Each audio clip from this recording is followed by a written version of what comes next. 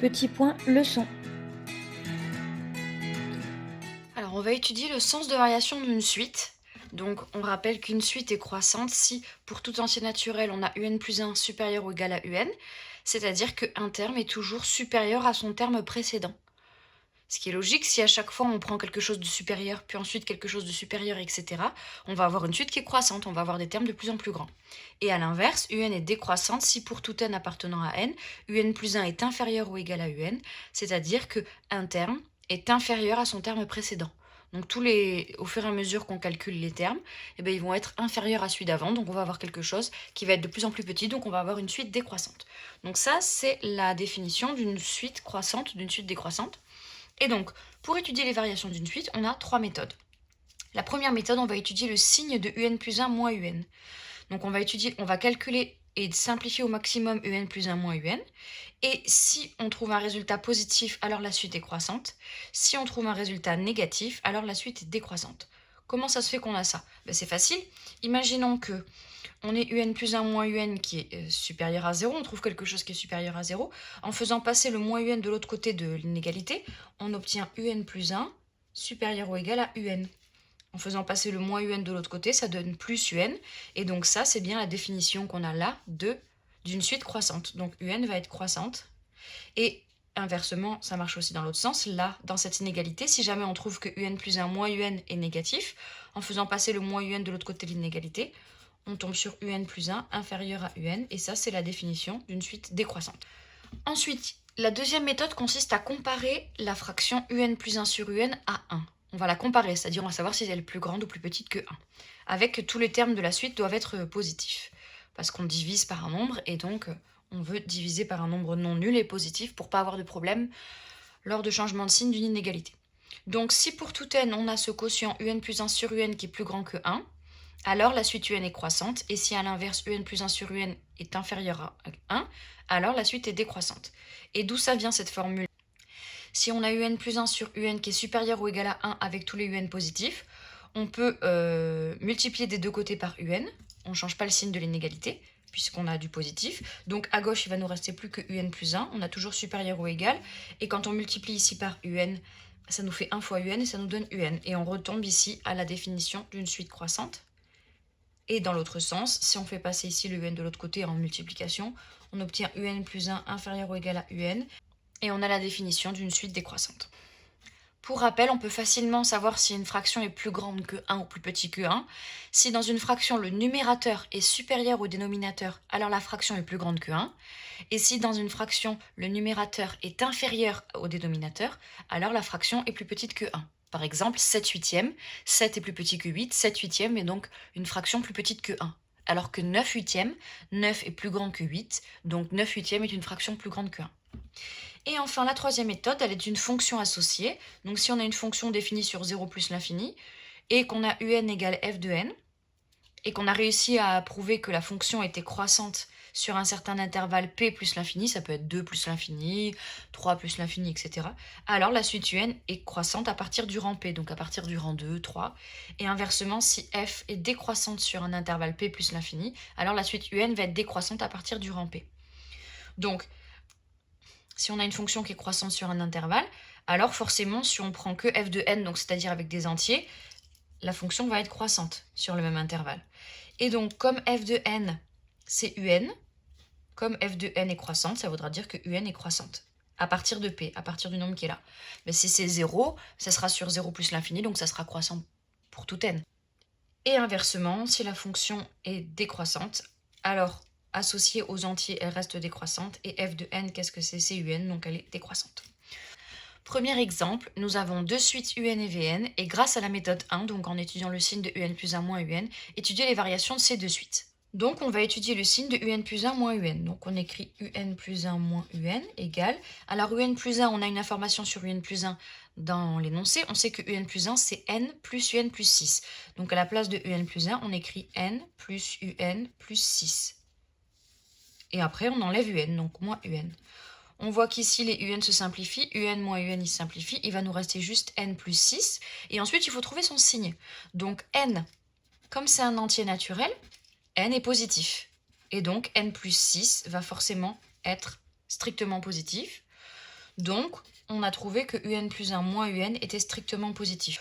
Donc, un, la suite est croissante. Et quand on trouve strictement positif, on peut même dire strictement croissante. Alors que si on avait trouvé positive ou nulle, ben on aurait juste pu dire croissante. Pour Vn, nous avons Vn égale moins n carré moins n moins 2. Alors on remarque là que la suite un était définie à l'aide d'une relation de récurrence. Et là, la suite Vn est définie à l'aide d'une formule explicite. Donc nous avons Vn qui est ici. Vn plus 1, comment on calcule Vn plus 1 ? Ben, à la place du rang n dans tous les calculs, on remplace par le rang n plus 1. Donc on remplace tous les n par n plus 1. Donc Vn plus 1, ça va nous donner moins, au lieu d'avoir n carré, on va avoir n plus 1 qui est au carré. Moins, au lieu d'avoir n, on va avoir n plus 1. Moins 2. Pour trouver Vn plus 1, j'ai utilisé la formule de Vn et à la place de tous les n, j'ai remplacé par n plus 1. Donc on va simplifier quand même Vn plus 1 pour avoir le maximum. Et donc on obtient moins n carré, moins 2n, moins n, moins 3n, moins 1, moins 1, moins 2, moins 2, moins 2, moins 4. Donc on a Vn plus 1 ici, on a Vn ici. Et une fois qu'on a les deux, on fait la différence de ces deux, Vn plus 1 moins Vn. Ça nous donne moins n carré moins 3n moins 4. Ça c'est Vn plus 1 moins. Et Vn c'est moins n carré moins n moins 2. Les n carrés s'en vont. On a moins 3n plus n, donc on a moins 2n. Et moins 4 moins 2, moins 4 plus 2, moins 2. Donc on obtient moins 2n moins 2 pour Vn plus 1 moins Vn. Et pareil, comme tout à l'heure, on a n qui est un entier naturel, donc positif. Donc si on le multiplie par moins 2, on va avoir quelque chose de strictement négatif. Et donc forcément, s'il y a quelque chose de négatif, on enlève encore quelque chose, on enlève encore 2, on a quelque chose encore de négatif. Donc ici, pour tout n, pour tout entier naturel, moins 2n moins 2 va être négatif. Donc, comme on a Vn plus 1 moins Vn qui est négatif, on en déduit que la suite Vn, elle est décroissante. Pour l'exemple 2, on a deux suites, Wn et Zn. Wn est défini à l'aide d'une relation de récurrence, Zn est défini à l'aide d'une formule explicite, et on nous dit, grâce à la méthode 2, étudier les variations de ces deux suites. Donc la méthode 2, il faut faire le quotient des deux. Donc, si on fait Wn plus 1 sur Wn. Wn plus 1, qu'est-ce que c'est Wn plus 1 ? Dans la formule, on nous dit que c'est 8 Wn sur n. Ça, c'est Wn plus 1. Et ensuite, on divise par Wn. Donc, on a 8 Wn sur n. Et au lieu de diviser par un nombre, on va multiplier par l'inverse de Wn. L'inverse de Wn, c'est 1 sur Wn. Ici, on peut barrer les Wn. Il nous reste 8 en haut et n en bas. Donc du coup, Wn plus 1 sur Wn, ça vaut 8 sur n. Donc maintenant, une fois qu'on a calculé le quotient des deux, il faut le comparer à 1. Donc, est-ce que c'est plus grand que 1 ? Est-ce que c'est plus petit que 1 ? Mais là, ça dépend du n. Si le numérateur est plus grand que le dénominateur, la fraction sera plus grande que 1. Si le numérateur est plus petit que le dénominateur, la fraction sera plus petite que 1. Donc ici, on a 8 sur n, donc on voit facilement qu'à partir de 9, à partir de n égale 9, on aura une fraction qui sera toujours plus petite que 1. Donc à partir de 9, on va avoir 8 sur 9 plus petit que 1. 8 sur 10 plus petit que 1. Donc du coup, pour n supérieur ou égal à 9, donc à partir du 9e rang, on va avoir Wn plus 1 sur Wn qui va être négatif.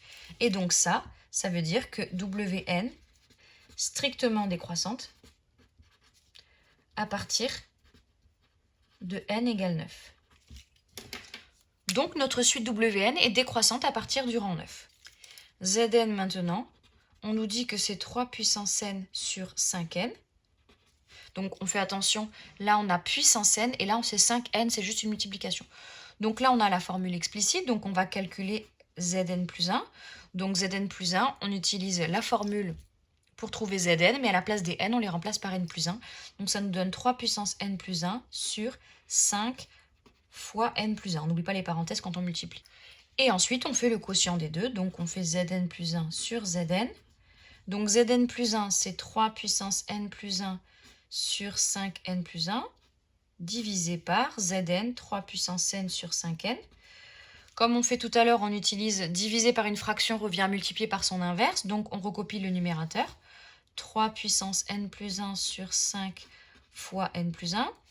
Et au lieu de diviser par cette fraction-là, on va multiplier par l'inverse de cette fraction. Donc l'inverse de 3 puissance n sur 5n, c'est 5n sur 3 puissance n. Et là, on peut simplifier déjà. On peut simplifier le 5 au numérateur et au dénominateur ici. Et ensuite, 3 puissance n plus 1, c'est 3 puissance n fois 3. Puisque 3 puissance 8, c'est 3 puissance 7 fois 3. 3 puissance 12, c'est 3 puissance 11 fois 3. Donc, du coup, en multipliant par 3, on ajoute une puissance, puisque c'est comme si on avait 3 puissance 1 à chaque fois. Hein. 3 puissance 1, c'est pareil que 3. Donc, quand on a 3 puissance n et qu'on multiplie par 3, on obtient la puissance d'après, du coup, 3 puissance n plus 1. Donc ici, on a 3 puissance n fois 3, là, 3 puissance n fois 3, c'est la même chose que 3 puissance n plus 1. Donc on peut barrer 3 puissance n ici, 3 puissance n ici. Donc il nous reste, dans la première fraction au numérateur, il nous reste juste 3 fois n dans la deuxième fraction, donc il nous reste 3n au numérateur, et en bas, il nous reste juste n plus 1. Et là, il faut comparer 3 puissance n sur n plus 1 à 1, donc à savoir lequel est plus grand. Donc là, dans l'énoncé, on nous dit pour tout n appartenant à n étoiles. Donc n étoiles, ça veut dire qu'on ne prend pas 0, donc ça commence à partir de 1. Donc ça veut dire que n est supérieur ou égal à 1. Donc forcément, si je rajoute n des deux côtés de l'inégalité, j'obtiens n plus n supérieur ou égal à n plus 1. Donc en fait, j'obtiens que n plus 1 est plus petit que 2n. Donc ce nombre-là en bas, il est plus petit que 2n. Donc si on a 3n divisé par quelque chose qui est plus petit que 2n, forcément on sait que 3n c'est plus grand que 2n, puisque n est un entier naturel.